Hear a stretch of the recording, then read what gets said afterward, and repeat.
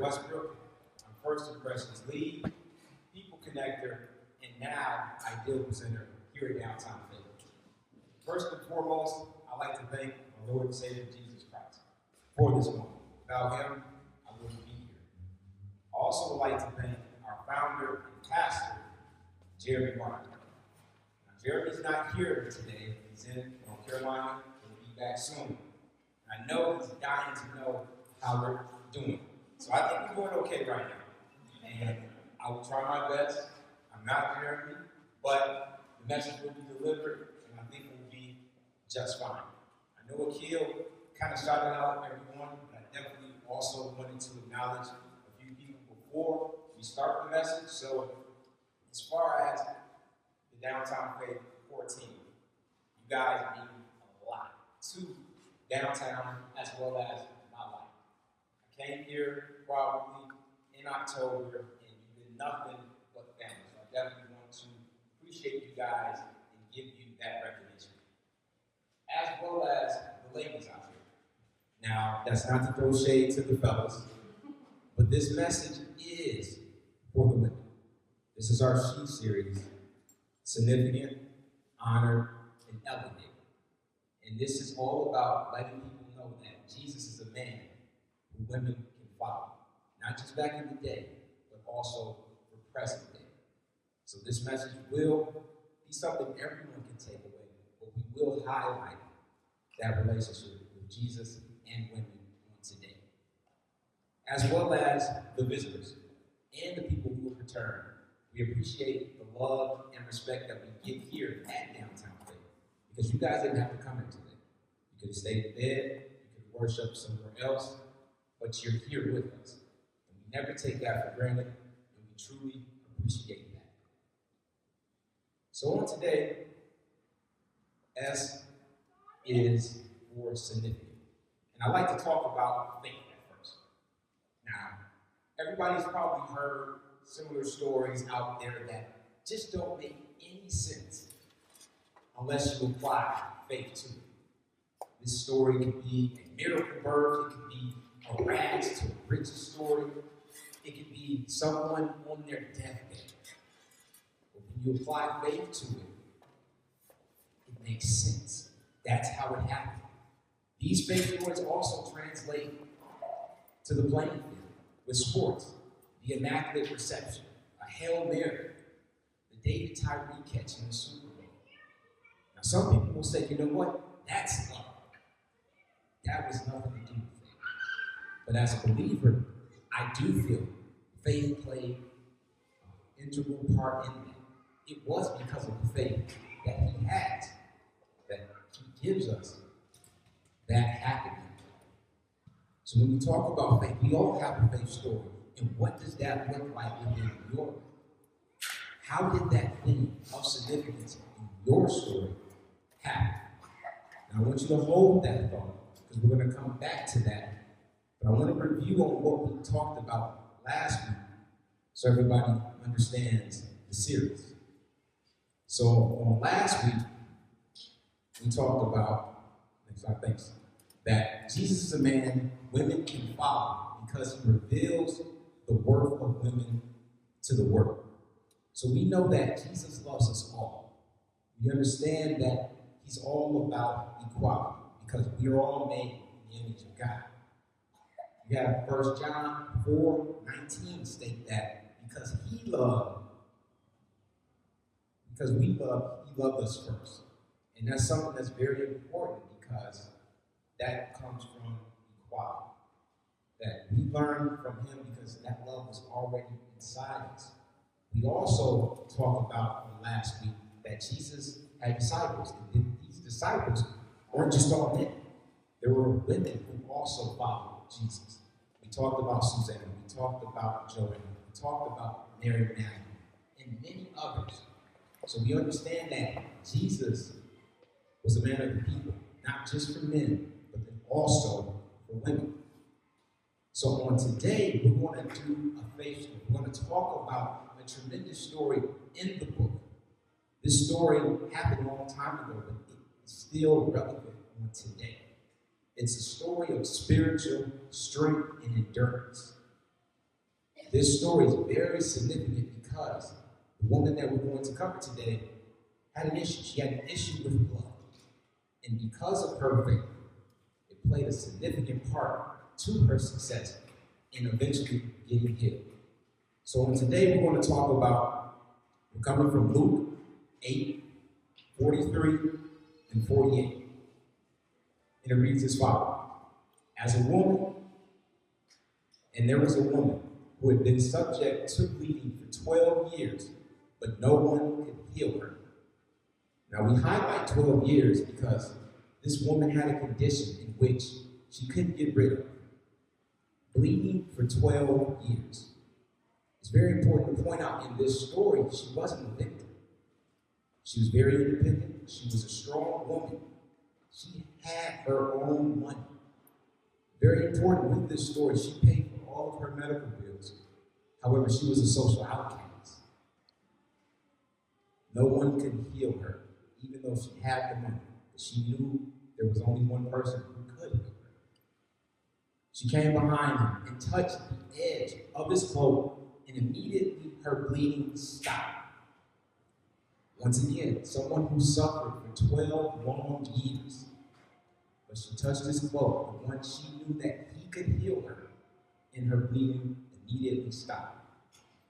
Think about it. If that happened today, stop. Who touched me? Jesus asked. When they denied it, Peter said, Master, the people are crowding and pressing against you.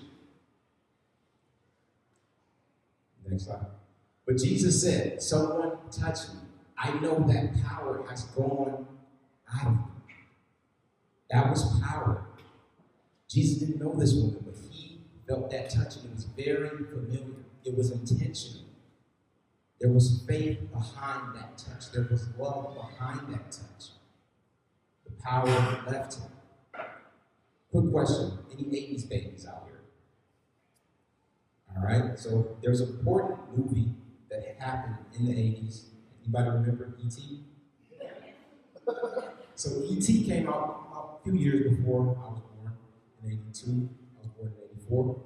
But does anybody remember the scene where Elliot, the boy in the closet, cut himself and he began to bleed? He bled, but then E.T. came. What did he do? He touched him. A light appeared. The bleeding stopped. His power that he had transferred to the young boy Elliot, he was healed. She touched the cloak. The power went out. She was healed. Then a woman, being that she could not let go unnoticed, came trembling and fell at his feet. In the presence of all the people, she told why she had touched him and that she had been instantly healed. Then he said to her, Daughter, your faith has healed you. Go in peace. It's very important. We go back to that. Daughter, your faith has healed you. Go in peace. Now, daughter is a female child. And usually when you call someone daughter, it's your own, or you feel that you're very connected to that person. Jesus didn't know this woman. However, when she did touch him, that touch was familiar. It was intentional. It was filled with faith.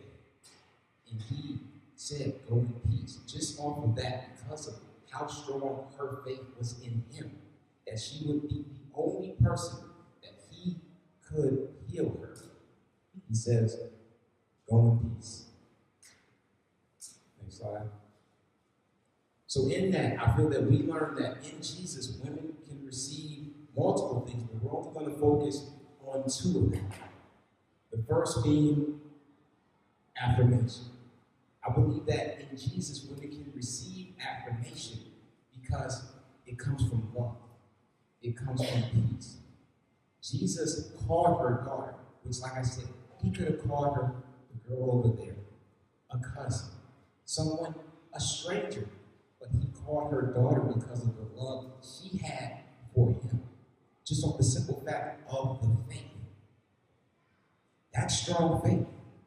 He affirmed that reason. Jesus loves with words of affirmation. And that's all throughout the Bible. He provided that affirmation that we can get on a consistent daily basis. That's something that Jesus and women can receive if they believe and have that faith. Another thing I believe that Jesus, women can receive confirmation. And that goes back to saying, peace go with you, or shalom, Jewish, for peace. That God can give us confirmation every single day. We must believe in him and have that faith. He can speak that existence, that confirmation into us every single day. But we have to believe. We have to have that faith.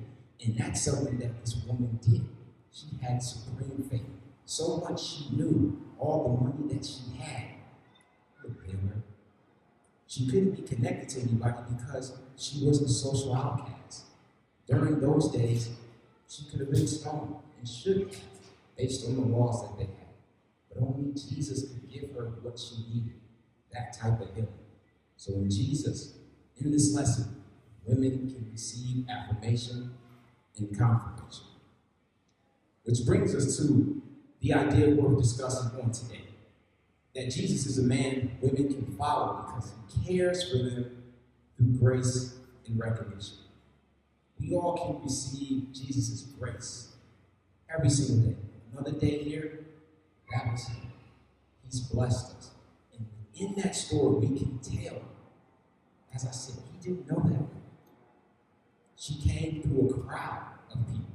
That's just like us walking every day. Imagine us in New York City. We're walking, we bump into people. Some people say, excuse me, some people don't. She walked through a crowd. Jesus didn't have to bless her. But he did because he has that grace, and he gives that grace to us every single day. And he also recognized her. That's very important. He could have blessed her and kept it moving. But he wanted to acknowledge her and let everyone know, especially her, that she was loved and she was cared for. And that's very important in this story, that women can understand.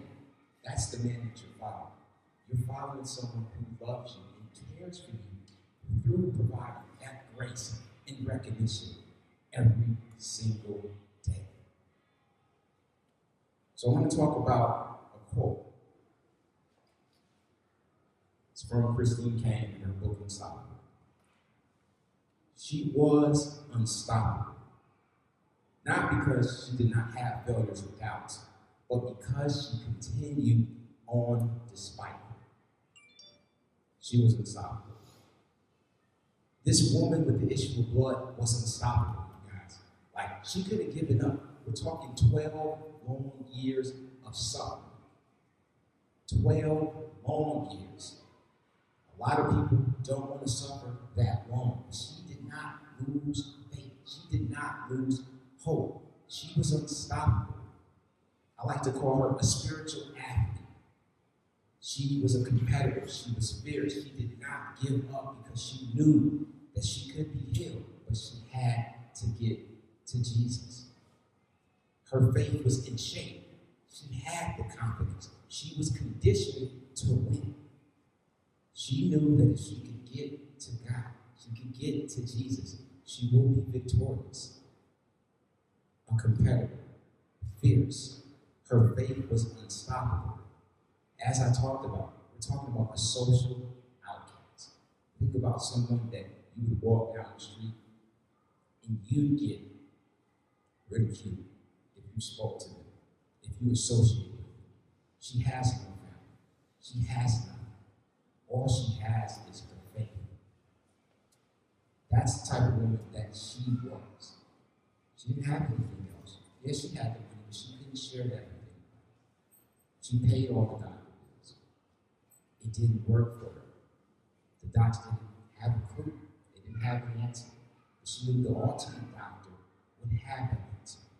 And all she needed to do was continue. Her faith was unstoppable. So once again, Jesus is a man women can follow because he cares for them through grace and recognition. This is something that we can learn from, and it presents a unique opportunity for the church that we can highlight, acknowledging that worth and faith can be learned if we follow Jesus' example. Every single day, we have that story. We're all going through something. You may not know what the next person you're sitting by is going through, but they have a story of faith. We all have baggage. We all are dealing with something. We can learn something from this woman that whatever we're going through, you don't have to give up. There is an answer. There is a provider. There is a doctor. But you must have that faith. You must become that spiritual athlete. I like to say, a sports term, she was playing while hurt. She wasn't injured. She was hurt, y'all, but she was not injured. And no matter what was going through her, which we know it was the bleeding, she wasn't going to let that stop her. She knew that she was determined, she was focused, and that she could get exactly what she needed. But that would only come through Jesus. That would only come getting through your way, getting out of other people's way, not letting the problems of this world bog you down just because you have work, just because you have bills. You can get through that, but you must have that faith. You must have the determination to understand that you are unstoppable.